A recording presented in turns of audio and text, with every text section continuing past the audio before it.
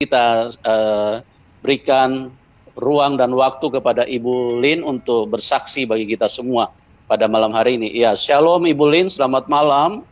Selamat malam Indonesia, selamat pagi. Ya. Selamat pagi di sini, selamat petang di sana. Oke, Bu. Gimana kabarnya Ibu Lin? Puji Tuhan, Pak. Semalam saya diserang. Oh. Semalam saya dapat serangan brutal dari iblis ya. Yang akan menghentikan kesaksian ini. Dan ternyata Bapak juga mengalami serangan ya Pak. Iya Bu. Iya, jadi memang untuk menghadirkan acara ini mungkin banyak teman-teman tidak tahu itu cukup melewati banyak pergumulan ya, tidak mudah teman-teman. Kadang kita mengalami serangan bukan secara fisik manusia, tapi di dalam roh kita mengalami serangan yang hebat yang mungkin teman-teman belum tahu ya. Nah itu tadi sudah disinggung sedikit oleh Ibu Lin. Baik Bu, puji Tuhan kalau Ibu bisa hadir dan Ibu bermurah hati untuk mau membagikan kesaksian bagi kita semua. Ya, untuk waktu dan ruang kami serahkan kepada Ibu untuk berikan kesaksian bagaimana Ibu bisa mengalami Tuhan. Silakan Ibu Lin. Oke. Salam semuanya, Bapak Ibu, saudara-saudara saya yang ada di Indonesia dan ada dimanapun. Nama saya Lin, sebut saja nama saya Lin ya. Saya lahir di Jakarta dalam keluarga Islam. Bapak saya tidak tahu apa kepercayaannya.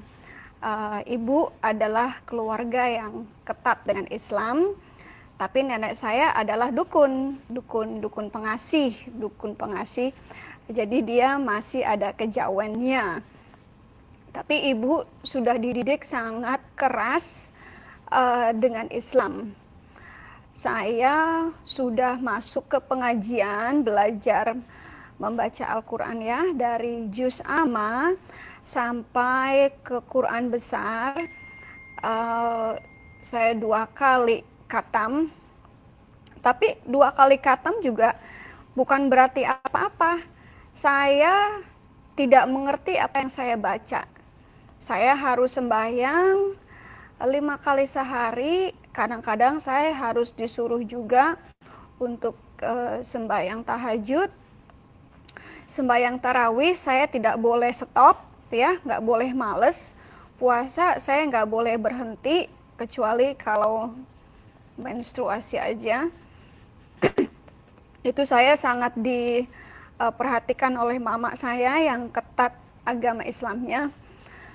Tapi banyak pertanyaan-pertanyaan di dalam hati tentang Islam yang tidak pernah terjawab sampai saya menemukan Kristus. Pertanyaan yang simple aja ya, saya ada tetangga orang Kristen namanya Tante Natalia ya.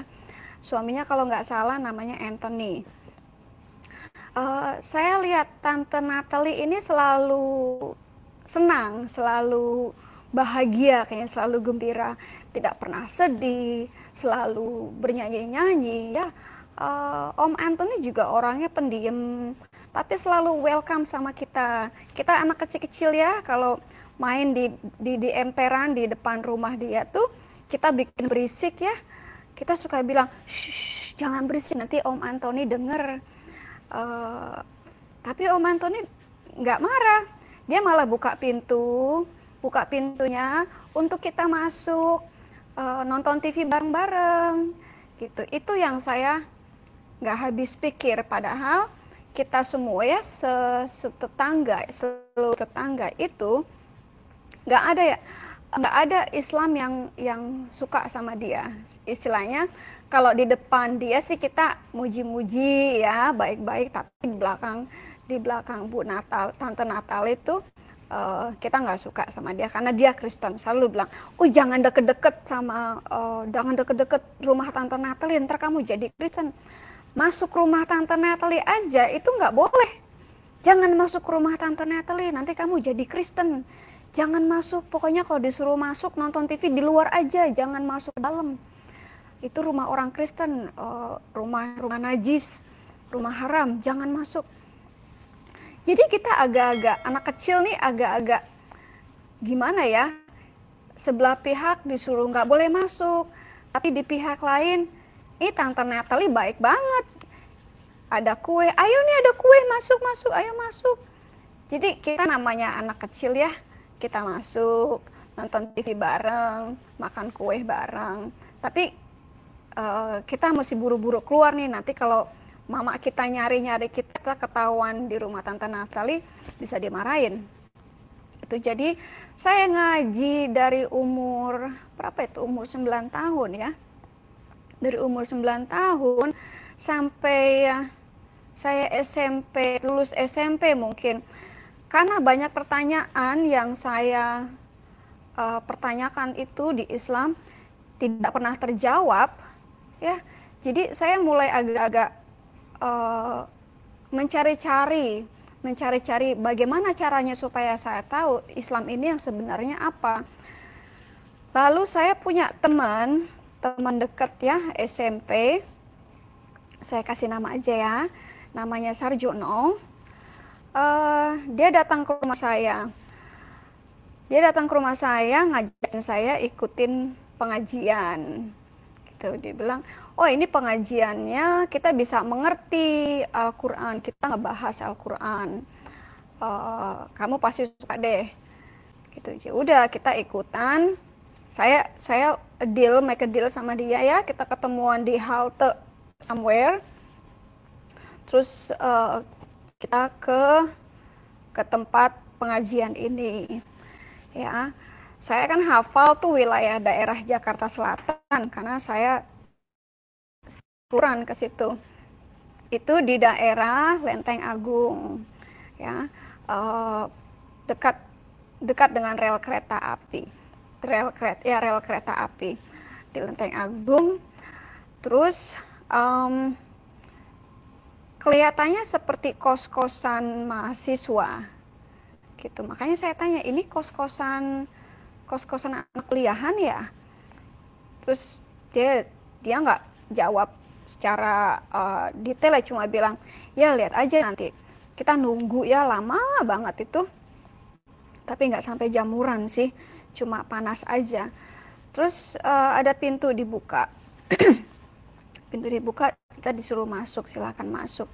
Yang saya lihat di ruangan itu ya, di ruangan kayak rumah kos itu kosong, hanya ada papan board, itu whiteboard ya, cuma ada whiteboard, terus ada pengajarnya di situ, dan banyak sekali itu Quran di sekitar situ, banyak sekali Quran, terus banyak sekali itu marker, mungkin sudah banyak pengajaran di situ, saya kurang tahu juga. Pengajarnya saya kasih nama aja ya, tapi ini bukan nama sebenarnya karena semua yang ada dalam organisasi ini bukan nama yang sebenarnya. Mereka diberi nama oleh pemimpin mereka saat mereka dibait. Jadi nama orang ini yang saya kenal adalah Pak Lukman Hakim. Ya, orangnya kurus, perawakannya kecil, rambutnya hitam tebal. Dia tinggal di Mampang Perapatan. Saya juga tinggal di Mampang Perapatan waktu itu. Dari pengajaran itu makan sekitar 3 jaman ya. Saya lapar, saya haus. Kita break dulu, beli makanan dulu, terus lanjutin lagi. Terus setelah selesai ya, kelihatannya saya udah mulai capek nih.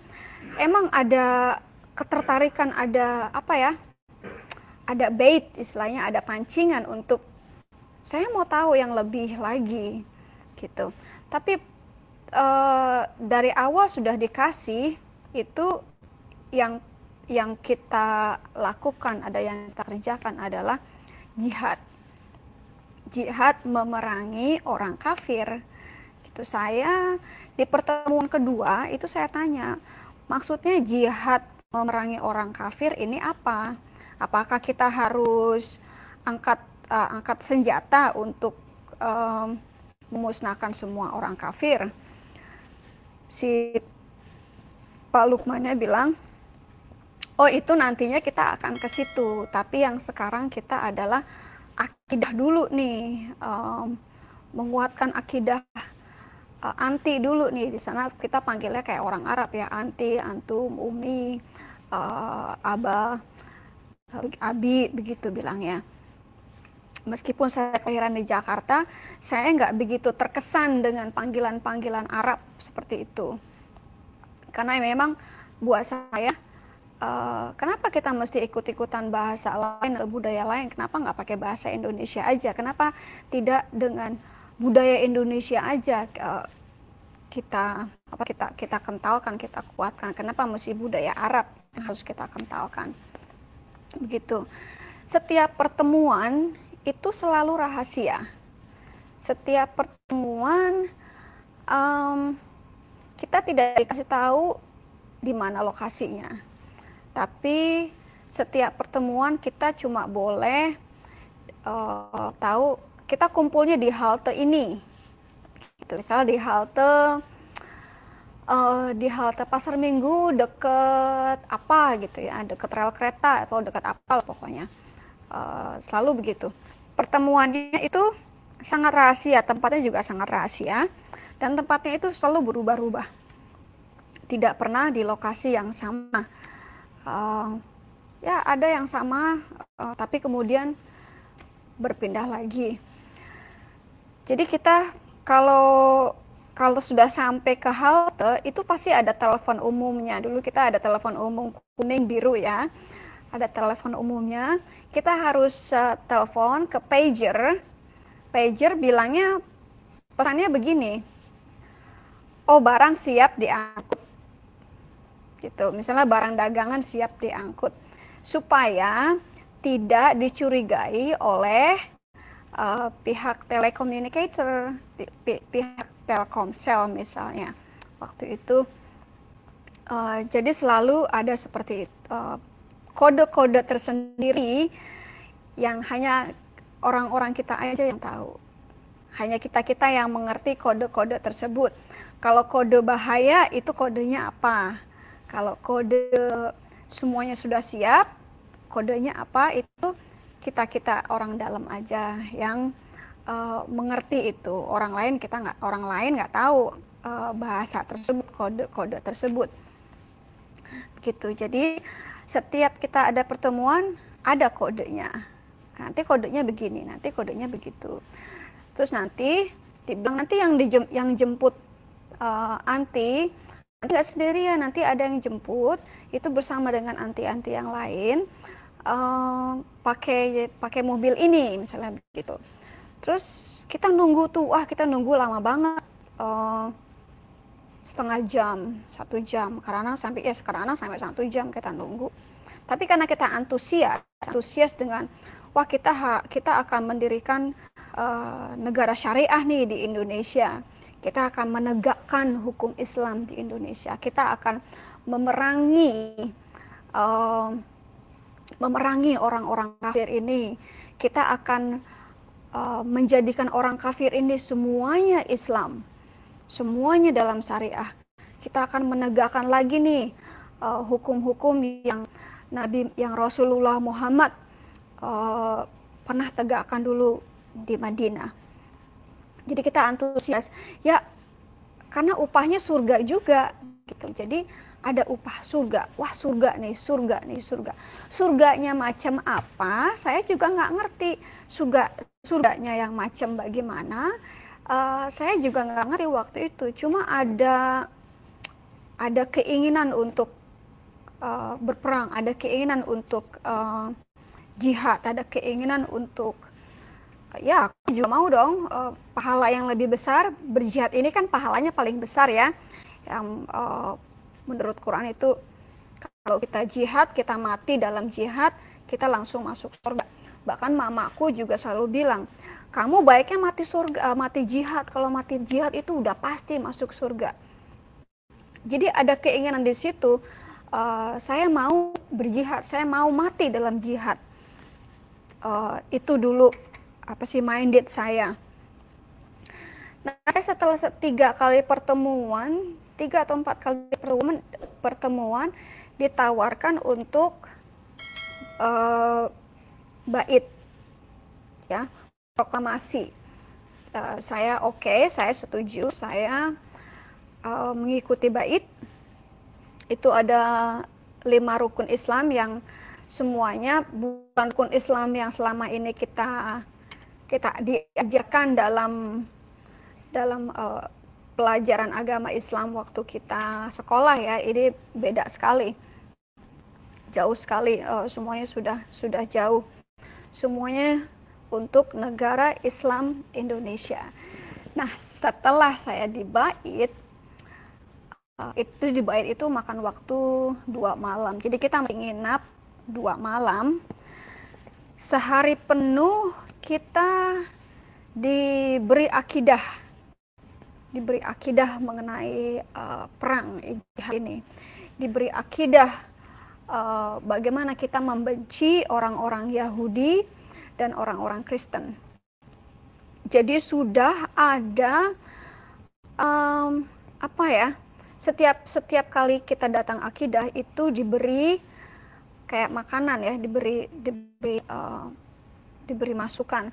Kalau orang-orang ini adalah orang-orang yang patut dibunuh, orang-orang ini yang pertama akan dimusnahkan. Begitu. Saya bait, nama saya diganti. Di situ saya diberi nama Halimah. Jadi boleh panggil saya Lindsay Murtad, karena saya, ya, sebenarnya waktu itu keluar dari Republik Indonesia masuk ke negara Islam Indonesia, tapi setelah itu saya murtadnya benar-benar keluar dari semuanya. Saya dipanggil Lindsay Murtad, saya dipanggil Lindsay Halimah,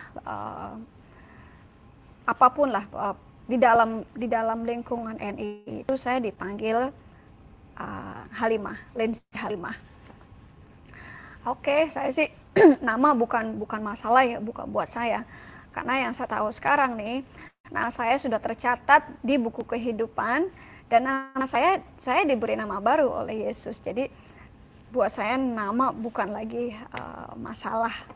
Kalau sekarang di hidup, nama di sini hanyalah untuk kerja dan social security, itu aja.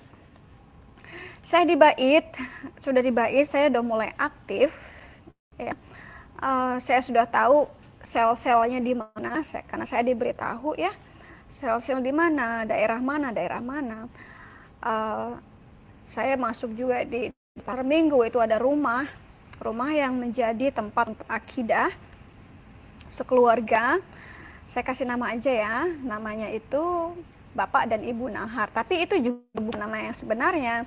Itu adalah nama pemberian dari mereka, dari orang NI ini. Nama sebenarnya mereka itu saya juga nggak tahu.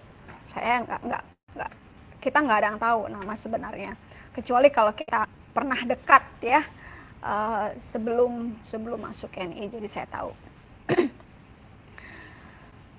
Itu ada level-levelnya, level pemerintahan. Misalnya kalau awal-awal, ya, kita cuma umat biasa aja, umat biasa, laskar biasa aja. Tapi kalau sudah lama, kalau sudah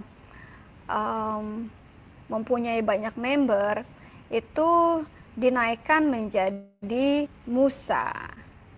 Jadi dinaikkan menjadi Musa.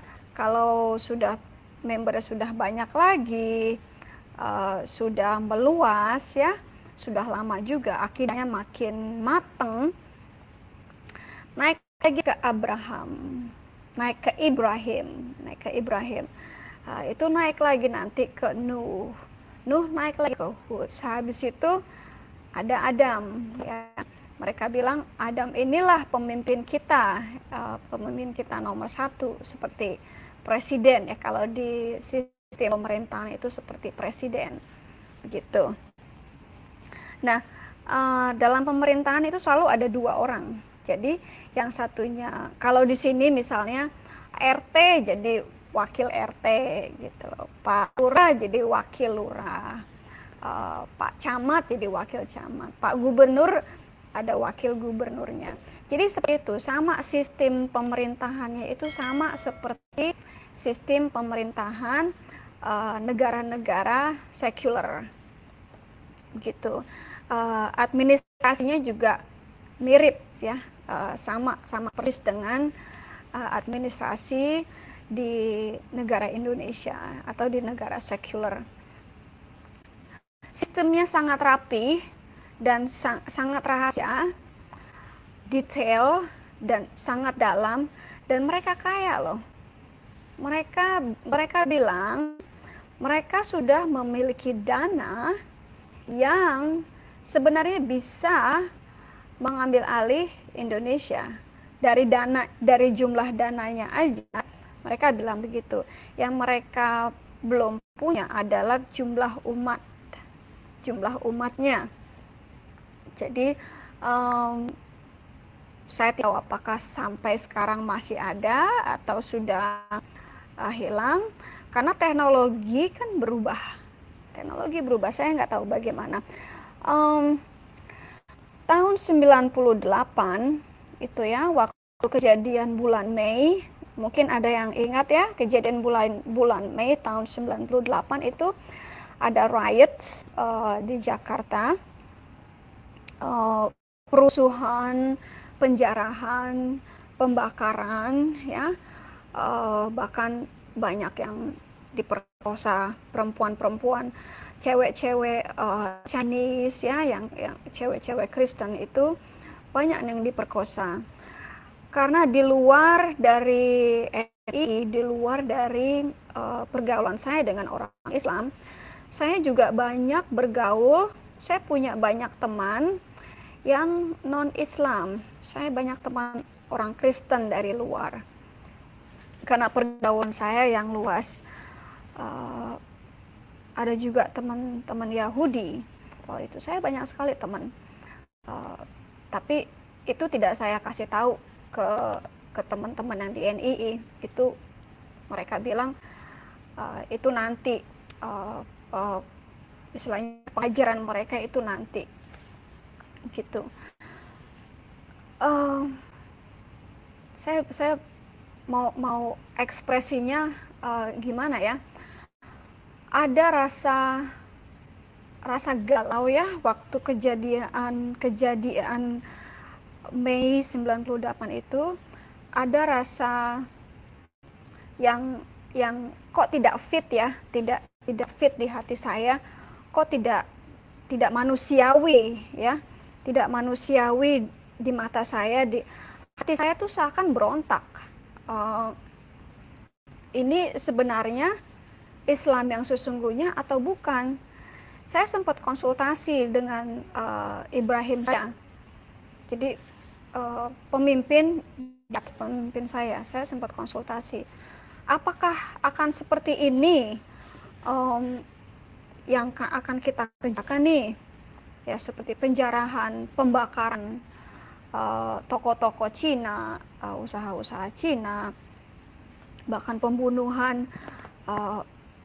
orang-orang Cina atau penganiayaan orang Cina. Saya sempat nanya ke mereka, dan mereka bilang itu akan terjadi, tapi kita nggak usah mikirin. Itu nanti ada bagiannya, ada orangnya. Kita hanya bagian administrasinya aja. Jadi yang saya tangkap waktu itu, saya masuk ke NI ini itu bagian administrasinya aja, jadi bagian akidahnya. Nah, bagian laskarnya, bagian yang kiranya pembelaan diri, peperangan, angkat senjata, angkat pedang, itu lain lagi. Jadi tugas jihad saya adalah jihad politik. Jadi saya bertempur dengan politik. Jadi bagaimana saya mempengaruhi orang dalam politik saya. Saya agak, oke, jadi saya nggak ikut campur ya. Tapi masih ada di hati saya yang terganggu ya. Well, oke, saya nggak turun dalam berperang, tapi saya ikut campur dalam jam strategi. Jadi istilahnya saya tetap aja ikut campur dalam darah ini, pertumpahan darah ini. saya sempat merenung, oh waktu kejadian bulan Mei itu, saya baru selesai akidah. Di Srengseng Sawah. Saya waktu itu ada di Pasar Minggu bersama dengan teman saya ini, yang teman SMP, nama sebenarnya nih, saya kasih nama sebenarnya. Namanya Sarjono. Dia tinggal di Pondok Kelapa, Jakarta Timur. Ya, saya waktu itu pakai jilbab. Tapi pas saya masuk ke dalam bus itu ya, bus di Pasar Minggu, itu semua mata itu tertuju kepada saya. Ini mata yang cowok-cowok ini tertuju kepada saya. Kenapa mereka tertuju kepada saya? Pertama, karena saya Chinese, ya. Mereka melihat, wah ini ada Cina nih masuk ke bus, tapi kok pakai jilbab? Berarti ini Cina Islam. Mereka nggak ganggu saya, mereka cuma ngeliatin aja, perhatiin saya aja. Oh itu saya duduk di belakang, kayak preman, saya demennya duduk di paling belakang, gitu. Saya ada rasa deg-degan juga waktu itu, tapi saya tetap berharap saya dilindungi, saya nggak kenapa-napa. Saya pulang dengan selamat. Saya mikir, setelah sampai rumah itu saya berpikir, saya bertarung. Dalam pikiran saya itu saya bertarung. Setelah itu, mama saya, karena saya kan juga nggak tahu Islam itu seperti apa, pendalaman Islam itu seperti apa. Karena di dalam NII itu tidak diwajibkan untuk sholat 5 waktu. Tidak diwajibkan untuk sholat ini itu, begitu. Jadi saya sempat ngomong ke mama saya, ini saya ada pergumulan hati, pergumulan pikiran. Apakah saya mesti keluar dari organisasi ini, atau saya mesti tinggal dan meneruskan jihad saya? Mama saya juga sebenarnya kurang mengerti, cuma emang harus ngaji, udah itu aja. Maka saya bilang, lu cobalah sholat tahajud aja lu, begitu. Padahal menurut Pak Yasin bilang bukan sholat tahajud sebenarnya, tapi sholat sholat yang lainnya, saya nggak ngerti, saya lupa itu namanya. Ya udah, saya sholat jam 2 pagi waktu itu saya bangun ya, dengan niat saya meminta petunjuk, saya diberikan, paling tidak diberikan suara, diberikan inspirasi, diberikan sesuatu yang saya bisa mengambil keputusan. Saya sudah sholat, saya bangun jam 2 pagi, saya baca Al-Fatihah, saya bahkan baca surat Yasin, panjang kan surat Yasin itu, saya ngaji, jadi jam 2, saya baca surat Kursi, apapun saya baca, saya sholat lagi, saya baca Kursi lagi, sampai kiranya sudah mendekati subuh, saya tidak mendengar apapun, saya tidak merasakan apapun, cuma capek aja, jengking tunggang-tungging, berkali-kali, capek, ngantuk, kesel juga. Saya memutuskan begini, saya bilang begini, ya Allah, kalau saya tidak mendengar apapun dari Engkau, maka subuh ini adalah subuh yang terakhir. Karena ini adalah hidup mati saya. Apakah saya akan tetap di sini, di NII, atau saya harus keluar? Dan bagaimana saya keluar? Oke, sampai subuh, sampai azan subuh, itu tetap tidak mendengar apa-apa. Tetap tidak merasakan atau ada yang menginspirasi saya, apakah saya keluar ataukah saya tetap di sini. Lalu saya bilang begini, dengan kesel nih, saya kesel banget. Saya bilang gini, hei Allah, kalau sampai subuh ini, akhir sholat subuh ini, saya tidak mendengar apapun dari kamu, kamu tidak menunjukkan siapa kamu kamu tidak memberikan jawaban pertanyaan saya, maka subuh ini adalah subuh yang terakhir bagi saya untuk menyembah kamu. Saya kasih kesempatan sampai subuh, subuh saya. Lalu saya sholat subuh, ya, masih berdoa meminta, nunggu, tetap tidak ada jawaban, tetap tidak ada inspirasi. Akhirnya saya bilang gini, ngomongnya saya itu ngomong agak keras, ngomong agak kasar, bukan dalam hati lagi, bukan pelan-pelan lagi ngomongnya, saya ngomong kasar. Hei Allah, dasar lu mah bukan Tuhan, jawab lu nggak kasih. Ini adalah subuh terakhir gue nggak mau lagi berhubungan dengan Islam, gue nggak mau lagi ngaji-ngaji, gue nggak mau lagi sembahyang, gue nggak mau lagi ada hubungannya dengan Islam. Pokoknya hari ini adalah hari terakhir gue menyembah lu. Udah saya fokus. Mama saya sampai bangun. Ini kamu apa sih ribut-ribut, marah-marah? Saya cuekin aja mama saya kembali tidur. Karena saya waktu itu kerja siang. Saya kembali tidur. Terus saya seperti biasa kerja, ya. Nah, pas balik ke rumah, itu saya nggak sholat. Saya nggak mau kemana-mana. Saya nggak mau ngaji lagi. Saya nggak mau menyentuh Quran. Udah, saya stop. Mama saya sampai bingung. Kamu ini kenapa sih? Kok sikapnya jadi begini? Jadi ndablek, jadi apa ya? Rebellious tuh. Jadi suka membangkang. Terus akhirnya aku bilang sama mama, "Ma, saya sudah memutuskan keluar dari Islam." Saya bilang gitu. Saya nggak mau lagi sholat, saya nggak mau lagi berhubungan dengan Islam, saya nggak mau lagi ngaji. Pokoknya saya udah nggak mau apapun yang dengan Islam. Oh, mama saya kaget. Mama saya kaget dan nangis, ya. Dia cuma bisa nangis. Dia bilang, kamu itu kok kejam banget sih, mau kamu jadi orang kafir. Kenapa kamu mau jadi orang kafir? Orang kafir itu masuk ke neraka.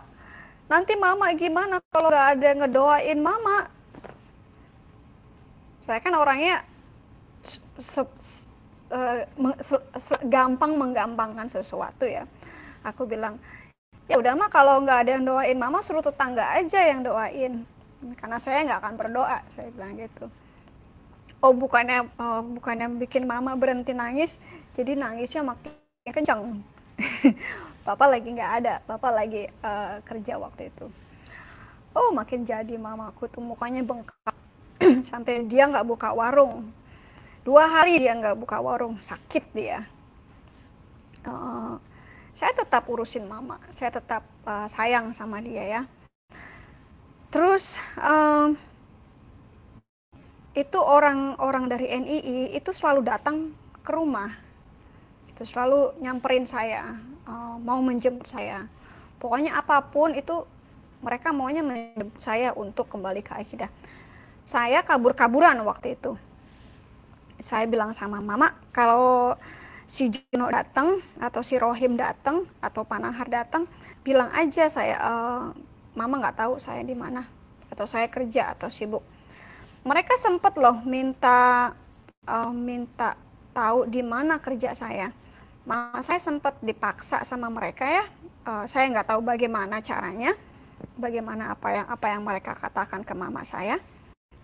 Tapi mereka pernah datang ke tempat saya kerja. Dalam hati saya, loh, dari mana mereka tahu saya kerja di sini? Begitu. Terus pulangnya, mereka mau ajak saya langsung dari kerja ke akidah. Saya bilang, saya capek, saya mau pulang, saya ngantuk. Lain kali aja, ya. Lain kalinya kapan nih, Umi? Lain kalinya kapan nih? Anti sudah absen lama sekali, udah tidak pernah datang. Saya bilang, saya nggak mau denger urusan ini, saya mau pulang, saya capek, udah. Lalu saya pulang, sambil taksi pulang. Terus saya tanya ke mama, Mak, si Rohim itu datang saya kerja, mama tahu ya di mana saya kerja. Terus akhirnya mengaku terus, nggak enak mama, si Rohim itu di sini sudah berjam-jam, dari pagi sampai siang itu nungguin kamu, terus sore datang lagi nungguin kamu. Ya udah mama kasih tahu di mana kamu kerja. Itu mengakibatkan saya mesti keluar kerja dari situ, ya. Saya mesti kerja di tempat lain lagi. Itu akhirnya saya memutuskan, Mak, saya mau kos sendiri, ya. Saya nggak bilang sama mama saya, waktu itu saya udah pacaran orang dengan Yahudi, tapi saya nggak bilang, saya cuma bilang saya pindah, saya nggak akan tinggal sini, saya ada apartemen di Kuningan.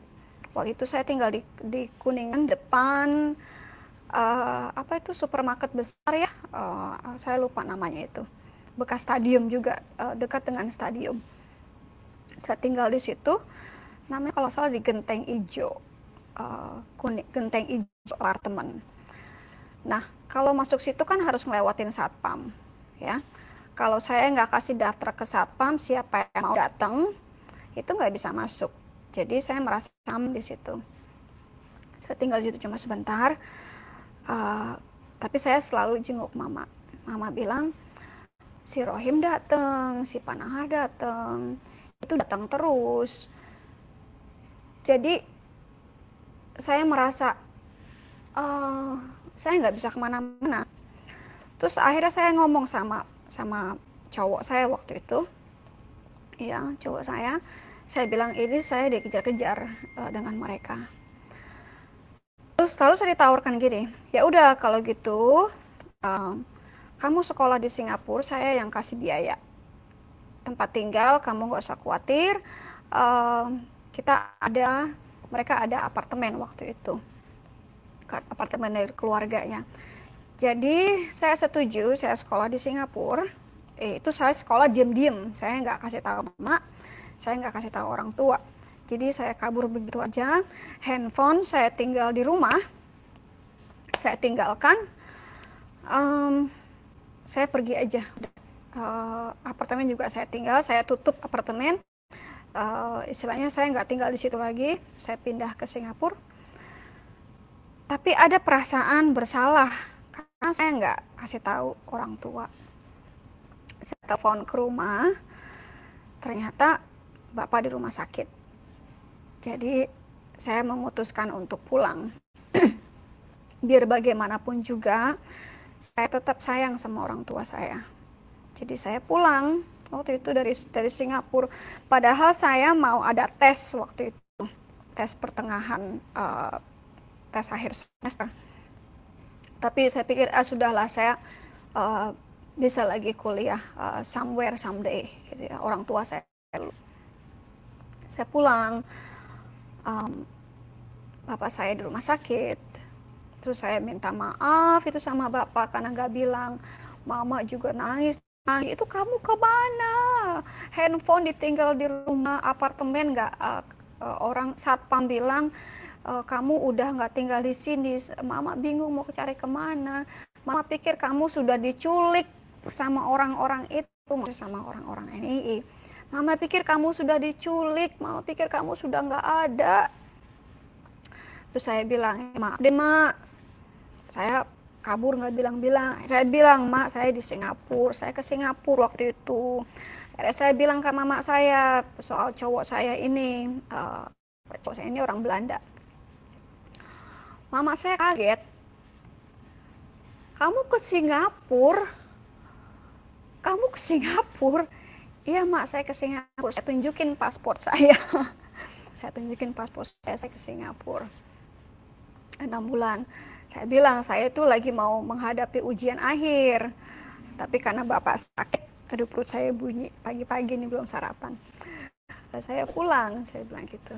Ya udah akhirnya, karena saya merasa dikejar-kejar, karena saya juga banyak teman-teman ya, orang bule ya, kebanyakan bule Yahudi. Itu jadi saya mulai kabur ke Hong Kong, mulai ke sini, mulai ke situ. Bilang dia itu diteror hampir setiap hari. Rumah itu ditongkrongin setiap hari sama mereka. Ya, bukan hanya ditongkrongin aja, ternyata mereka juga sudah memata-matai sekeliling rumah saya, di tetangga-tetangga ya, di blok-blok, di apa sih namanya, di gang-gang itu ya, yang mau masuk ke rumah saya, itu sudah banyak orang yang mengintai. Jadi mungkin kapanpun saya pulang, itu mereka akan kasih tahu. Kasian mama saya waktu itu, dia stres. Akhirnya ya saya buat undian lah ya, undian siapapun yang menikahi saya, yang bersedia menikahi saya akan ikut, saya akan pergi, saya akan nikahi sekarang, saat itu juga. Jadi saya ketemu dengan cowok ini, cowok Amerika, Jerman dari Amerika. Kita ketemu, kita ketemu 2 hari ya. Kita ketemu hari Kamis, hari Sabtunya itu kita nikah. Cepet ya, kilat. Jadi kisahnya begini, kita Kamis, saya jemput dia di airport ya. Kita langsung apply untuk surat nikah. Terus Pak penghulunya bilang gini, oh mesti Islam dulu nih baru bisa nikah gitu. Terus bilang oke deh, kita berdua masuk Islam lagi. Jadi hari Jumatnya itu saya dan calon suami waktu itu kita mu'alaf, kita masuk Islam. Saya masuk Islam lagi, resmi di situ saya masuk Islam lagi. Saya mengucapkan syahadat lagi, mantan suami juga maksudnya calon suami waktu itu juga mengucapkan syahadat lagi. Sudah resmi, kita dua-duanya dapat sertifikat mu'alaf ya. Oh, mama saya senang banget karena saya sudah Islam lagi waktu itu. Waktu itu mama saya sudah sakit, sudah jatuh sakit. Jadi separuh badannya itu yang sebelah kanan tidak berfungsi ya. Tidak berfungsi, lumpuh separuh. Tapi saya bisa lihat mama saya senang saya menikah. Itu proses pernikahan itu saya negosiasi dengan Pak Penghulu ya. Saya tahu atasan Pak Penghulu ini siapa. Terus kita negosiasi lewat telepon. Dia bilang, Bu, ini saya bisa nikahin Ibu minggu depan. Saya minta 5 juta. Dia minta 5 juta untuk nikahin saya dengan suami. Saya bilang gini, Pak, emangnya uang bisa dikubur dari tanah ya? Bisa digali dari tanah? Saya bilang, saya tahu atasan Bapak, sekarang ini juga saya bisa telepon atasan Bapak, dan hari ini juga Bapak dipecat. Saya bilang gitu. Oh, jangan Bu, jangan begitulah Bu. Ya udah, kita negosiasi aja. Akhirnya negosiasi, kita setuju 1 juta. Oke, 1 juta ya Pak ya, 1 juta. Tapi dia bilang, tapi jangan bilang siapa ya Bu ya. Udah, gimana kalau besok Bu kita nikahkan? Saya oke, sip. Jadi hari Jumat saya teleponan sama penghulu, hari Sabtunya kita nikah. Ya, kita dinikahkan di situ.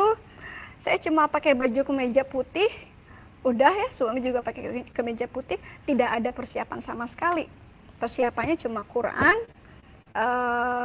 udah pakai kerudung putih, udah itu aja. Terus bilang, Senin datang Bu ke sini untuk ambil buku nikahnya. Saya datang sesuai dengan jam mereka. Ternyata buku nikahnya belum jadi, saya masih nunggu ya sampai Jadi, nah mereka minta duit lagi. Terus aku bilang, saya langsung ngomong ke Pak Penghulu, Pak Penghulu ini gimana sih? Bapak udah minta 1 juta, sekarang minta lagi duit untuk ngurus buku nikah. Terus Pak Penghulunya bilang, Bu, jangan keras-keras Bu, udah nanti saya atur deh. Terus langsung deh itu diatur sama Pak Penghulunya. Jadi hari itu juga saya dapat surat nikah. Dah. Beres. Itu kisah mu'alaf sehari ya. Kisah mu'alaf dalam sehari.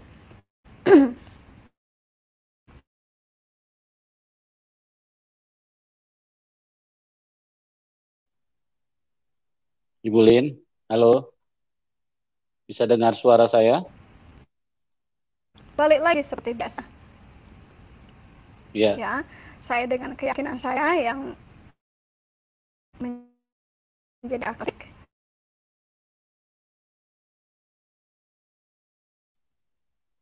Ibu Lin, bisa dengar suara saya? Suara Ibu nggak kedengaran, halo? Ibu.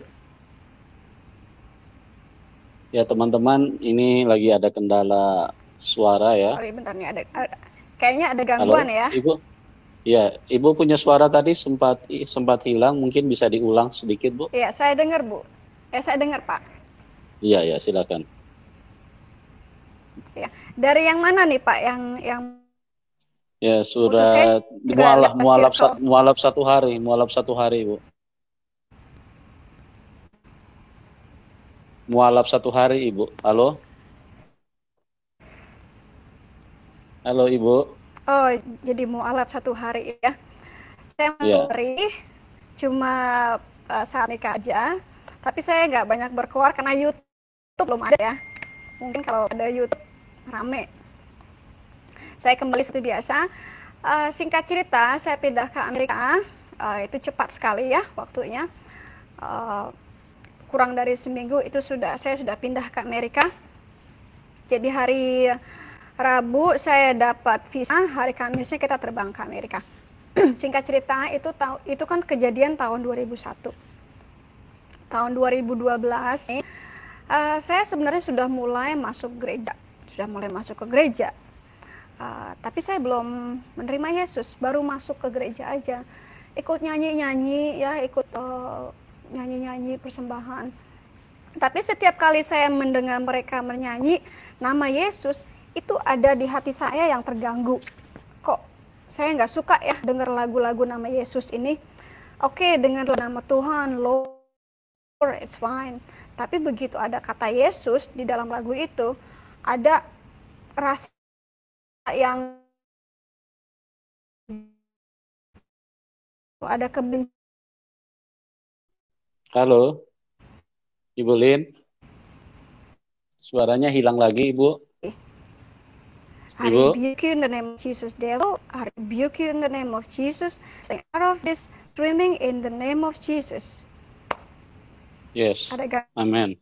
gangguan lagi nih, Pak. Iya. Iya. Jadi bisa dengar suara saya, Ibu? Ibu Lin? Can you hear my voice, Bu? Kita tunggu Pak Yusuf. Ya. Ibu Gimana, sudah bisa Pak? dengar suara saya? Terusin ya, Bisa Pak, dengar ya? suara saya? Ya. Ya, terusin, Bu. Ya. Iya, Pak. Jelas. Ya, jelas. Itu summer tahun 2012. Tahun 2011 saya didiagnose cancer. Tahun 2012 saya itu hari Selasa setelah saya selesai makan malam dengan anak-anak ya. Halo. Saya pulang. Mungkin Ibu Lin. iTunes ya. iTunes saya semuanya Ibu. kan lagu Kristen, nggak ada lagu sekuler. Ibu Lin. Nyanyi ya, Bu. Bisa, iya, Pak. Bisa dengar? Iya, Pak. Ya, Ibu mungkin bisa ceritakan ulang tentang. Saya bisa dengar suara Bapak. Ya, waktu Ibu di gereja, kalau dengar nama Tuhan Yesus, Ibu kok nggak suka gitu loh. Mungkin bisa diulang, Bu. Soalnya tadi nggak terlalu terdengar gitu loh. Oke, ya. Terputus ya. Silakan. Oke. Ya. Jadi, saya sudah sering masuk ke gereja tahun 2000. Saya ikut nyanyi-nyanyi, tapi setiap kali ada lagu yang dengan nama Yesus, itu ada kebencian saya. Saya nggak suka dengan nama Yesus ini. Ada penolakan di hati saya. Ya, kalau si pendetanya berkhotbah pun, saya senang. Tapi setiap kali ada dia sebut nama Yesus, itu ada saya merasa terganggu, merasa terusik, merasa saya nggak suka dengan nama ini. Itu tahun 2012, setelah selesai makan malam dengan anak-anak, ya, saya masuk ke rumah, setel iTunes, ya, dengar lagu-lagu Kristen dengan roommate saya waktu itu orang Kristen. Ada satu lagu yaitu yang selalu mengiang kepala saya, ya, King of King, Lord of Lord, He is Jesus. Nah, nama Yesus itu yang nggak bisa keluar dari mulut saya. Setiap kali saya mau menyebut nama Yesus, itu nggak bisa keluar. Yang keluar itu lain, Ziz. Pokoknya aneh, yang keluar itu nggak pernah nama Yesus. Tiba-tiba itu lidah saya seperti kram. Lidah saya kram, saya nggak bisa bicara, itu seperti beku. Lidah saya tuh seperti udah nggak bisa bergerak. Itu saya mulai panik. Lidah, nggak pernah saya ngalamin lidah saya tuh seperti beku. Itu saya mulai panik, saya mulai nggak bisa ngomong. Saya masuk kamar, saya tutup pintu, saya duduk di di bed, ya, di bed, di headboardnya seperti ini, ya, ada headboard, ya. Itu saya mencoba untuk mengeluarkan nama Yesus, nyanyi dengan nama Yesus, nggak bisa keluar. Nama Yesus itu nggak bisa keluar dari mulut saya. Saya sampai berkeringat, ya, saya sampai nangis karena sakit di lidah saya, nangis juga karena frustasi. Nah, akhirnya saya udah frustasi banget.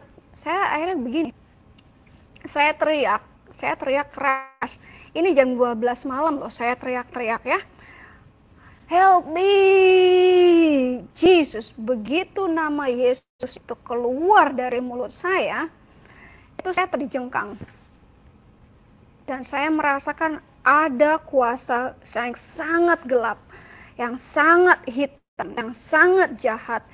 Itu keluar secara violence, itu keluar secara abstrak, secara violence, kasar keluarnya.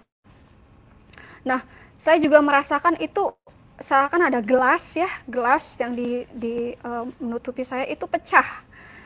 Itu yang saya rasakan.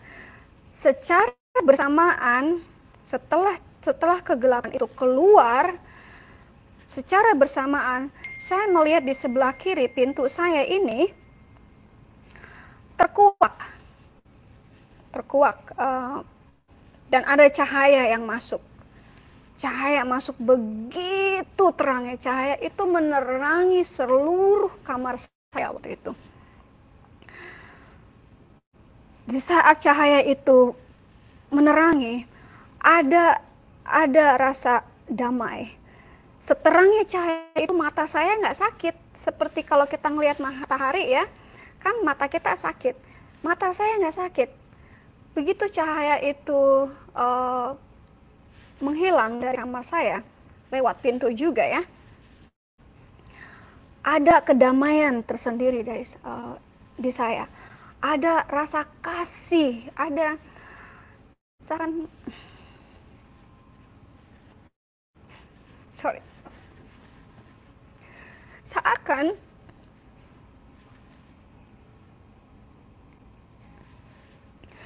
seakan ada yang memeluk saya waktu itu. Pelukan yang tidak pernah saya temukan, yang tidak pernah saya dapat, kasih yang tidak pernah saya dapat, damai yang tidak pernah saya dapat malam itu. Lalu saya lihat, saya sadar kalau pintu saya terbuka separuh. Saya pikir, tadi siapa yang masuk ke kamar saya dengan cahaya segitu dahsyatnya sampai membukakan pintu kamar saya. Saya nggak pernah kunci kamar waktu itu. Saya ada anjing, jadi saya nggak khawatir ada yang masuk, ada orang-orang aneh masuk. Saya tertidur dengan iTunes yang masih bernyanyi di dapur. Saya tertidur dengan kasih, dengan air mata yang masih mengalir. Saya ketiduran. Itu rasa yang dahsyat, yang sangat dahsyat, itu pelukan yang sangat dahsyat. Paginya saya mulai mau kerja lagi. Saya ceritakan hal itu ke roommate saya, namanya Joanne. Saya ceritakan ke dia. Dia cuma bilang gini aja,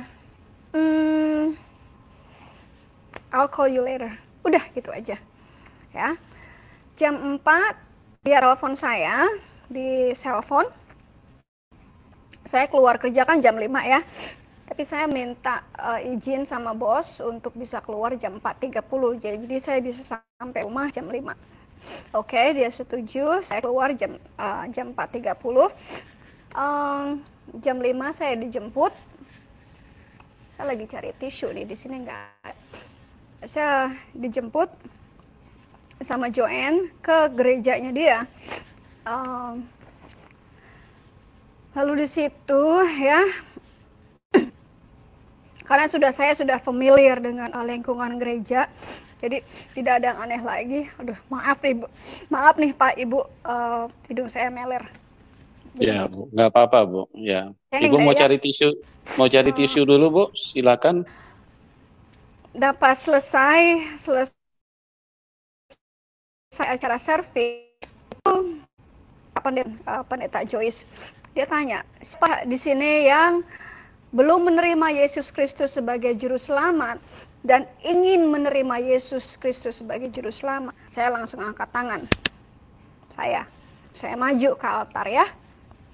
Saya maju ke altar, lalu saya mengikuti doa pengampunan dosa. Saya minta ampun kepada Yesus dan meminta Yesus untuk memenuhi diri saya. Itu saya bergetar, saya menangis lagi, saya nangis sejadi-jadinya di gereja, di depan orang banyak. Padahal saya anti nangis waktu itu. Lalu ibu pendeta itu meletakkan tangannya di kepala saya, dahi saya. Itu saya ambruk. Saya ambruk, lemes, itu seakan tidak ada tulang. Lalu saya dibantu dengan jemaat lainnya untuk duduk kembali ke tempat saya duduk ya. Lalu saya biasalah perkenalan dengan pendeta. Nah, perjalanan saya dengan Kristus itu dimulai dari situ. Setiap malam saya membaca Alkitab. Saya itu seakan-akan haus dengan firman. Tadi saya sudah sentil sedikit. Tahun 2011 itu saya didiagnose cervical cancer. Akhir tahun 2012 saya mesti kembali lagi ke Women's Clinic untuk melihat, untuk check up lagi. Saya minta doa kepada ibu pendeta waktu itu. Saya kasih tahu kalau saya didiagnose cancer dan saya akan check up lagi. Saya didoakan, saya ada pelepasan, didoakan cancer saya sembuh. 2013 saya mendapatkan report card klinik kalau cancer itu sudah tidak ada, saya negatif. Jadi report saya itu negatif. Begitu saya bukanya itu begini. Dalam postcard ya, saya buka. Ini saya belum melihatnya apa. Saya tetap berdoa, Lord, You say that I am healed, by your stripe I am healed. Dengan bilur-bilurmu engkau bilang saya sudah sembuh. Maka aku katakan aku sembuh, dan report yang aku terima adalah report yang bagus. Lalu saya buka itu postcard. Di situ terreport negatif, reportnya negatif. Gosh, saya senang sekali. Saya menari-nari di dapur itu, menari-nari kegirangan. Saya memuji Tuhan, saya sangat girang waktu itu. Saya kasih reportnya ke pendeta saya. Jadi, Tuhan bukan hanya menyelamatkan saya dari liang kubur, dari siksa kubur, dari neraka, tapi dia juga menyembuhkan saya dari cervical cancer. Itu cancer yang menjadi momok perempuan ya. Begitu. Dan selanjutnya sebenarnya masih banyak lagi keajaiban-keajaiban Yesus kepada saya. Seperti yang saudara lihat, saya sekarang ada di sini. Karena ketakutan saya kabur, sekarang saya merasa damai. Bentar Pak ya. Cik, can I have some tissue? Saya baru minta anak untuk tisu. Thank you. Iya, Bu. Maaf ya. Iya.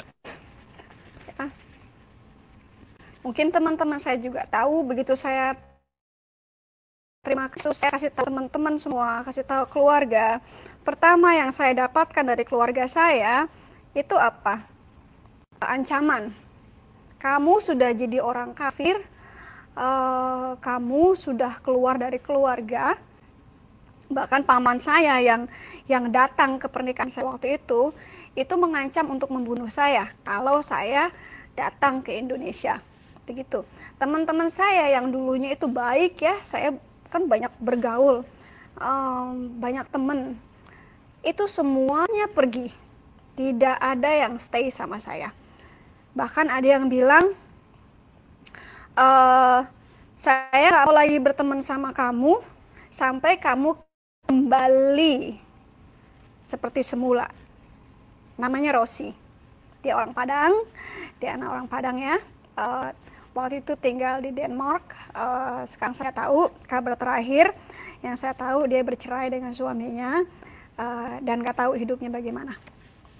Itu mungkin balasan Tuhan, tapi saya berdoa agar Roh Kudus menjamah hatinya dan memperlihatkan Yesus kepada dia juga, dan saya berdoa agar dia menerima Kristus saat ini.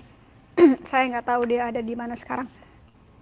Jadi perjalanan saya dengan Kristus itu tidak mudah, banyak sekali perjuangan pasti hati ya yang mesti diperbaiki. Dulunya kan saya ini orang sombong, dulunya saya ini orang judes ya, orang galak. Sekarang mereka nih teman-teman saya nih, saya ketemu teman saya juga ya dulu dari Arvisco ya, dari production house, melihat perubahan saya. Yang dulunya saya itu judes, sekarang jadi pengasih. Kenapa saya jadi pengasih? Karena ada Yesus di hati saya, karena ada Yesus yang hidup dalam diri saya. Semua kebiasaan-kebiasaan jelek dulu ya, itu semuanya hilang. Penyakit-penyakit yang ada pada diri saya itu juga hilang. Dulu saya sempat kena fibromyalgia. Itu sakit ya, sakit di badan seperti ditusuk-tusuk. Itu sejak saya umur 16 tahun. Tapi begitu saya terima Kristus, penyakit itu hilang. Saya tidak lagi merasakan sakit-sakit badan. Tapi karena kerja saya sekarang nih adalah kerja roh ya, berperang melawan roh. Jadi setiap hari kita doa, setiap malam kita doa. Kadang-kadang saya berpuasa 24 jam, 48 jam atau sampai 72 jam hanya dengan air putih aja, tidak makan apapun. Serangan-serangan dari pihak roh jahat itu makin besar. berapa kali suami saya harus ke rumah sakit hanya false alarm, istilahnya laporan bohong ya.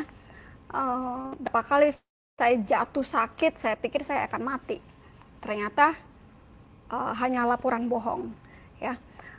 Hanya menghindari saya untuk pushing, mengasihi, menghindari mereka tidak, si roh jahat ini tidak mau saya memberitakan Injil, tidak mau saya worship, tidak mau saya bernyanyi, karena saya sekarang juga kan jadi worship leader, menyanyi dan main keyboard ya, dan saya membantu suami juga kalau saat dia sang cuti ya saya gantian saya yang khotbah. Jadi mungkin itu ya, kalau ada pertanyaan silakan bertanya. Ini baterai mulai turun jadi saya mesti charge dulu. Segitu Pak. Ya Bu. Pak, Oke, bisa dengar saya? mau tanya. Ya, baik Bu. Ya, amazing sekali ya Bu, luar biasa Ibu punya kesaksian